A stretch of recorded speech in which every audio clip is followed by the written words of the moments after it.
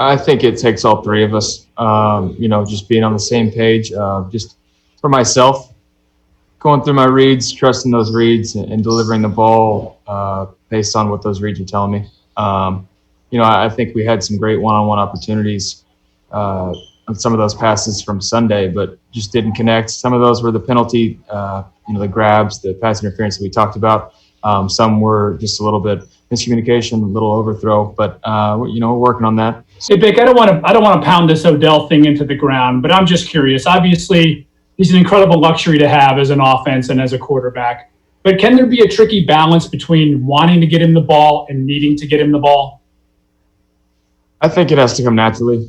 Obviously, you game plan and you scheme up things to get the balls in your playmakers' hands. But then when it comes to game time, they're going to give us certain looks that might take that away. We had a couple plays for him early on, and the Ravens did a good job of taking that away. So we had to go through the reads and get the ball in other guys' hands. So it's just when it comes to game time, yeah, you can practice, and you might have a certain look all week in practice, but then come game time, they might show you a different thing, and you got to react and play and just move on. It's got to come naturally. Is that more difficult than it sounds, though, Big? Because you look over and he's one-on-one, and you're like, man, I got Odell one-on-one. Time to go to him? Yeah, I mean, that's when the alert goes off in your head. We got one-on-one with him. You want to get him the ball, but it's got to be the right scenario and the right situation for us to do that. And it's just all about being on the same page. That's just like little things where just game reps are gonna determine it. There's no amount of practice that you could do. It's just how it happens in a game. So just learn from it, move on. Well, we give the quarterbacks very black and white reads. I think that's what you have to do with coaching these guys. And, it's not every single play that it starts with Odell. There's plenty of plays that start with him, but we make sure that we coach the quarterback on the read. And then the ball goes where the defense dictates based on the read. Can you appreciate, though, from a quarterback standpoint, kind of finding that balance of having a playmaker of that skill set and the difference between wanting to get him the ball and needing to get him the ball? Yeah, Tom, I kind of look at it as we design the offense with our players in mind, and then we make sure that our quarterbacks, our offense as a whole, is in tune with making sure we're taking what the defense has given us. So there you have it. Continue talking about Odell Beckham. I think, Daryl, correct me if I'm wrong. It seems to me when we heard that he was coming here last year and we were getting all the information about him, that we never heard that he was a troublemaker, right? Right. But trouble seemed to find him or follow him around, and not big trouble, not legal trouble, not anything like that. Just that it changes the face of the locker room, I think. Yeah, he came in with the reputation of, I don't want to say being a problem child in the locker room, but he generates headlines and spotlight, and everything he says is dissected.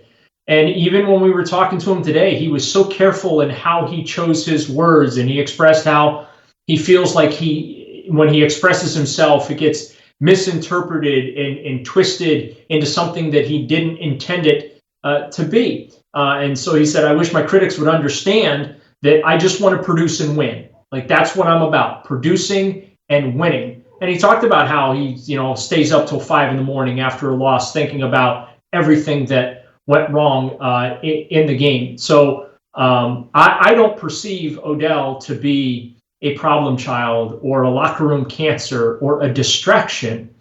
But he is a superstar. He commands attention. And, superstars want the ball. He plays a position that, let's be honest about, Les, it's a diva position. Well, wide receivers in the National Football League are divas. It is, but I'm not sure I would throw the label superstar on the guy anymore.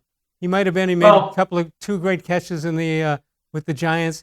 Has the 1,000-yard running stats last year. That's kind of a phony deal on that. I don't think he kind of backdoored it a little bit. Not his fault, by the way, but I don't think I would live off the fact that he was a 1,000-yarder last year. And he's also come to the most dysfunctional organization in the National Football League.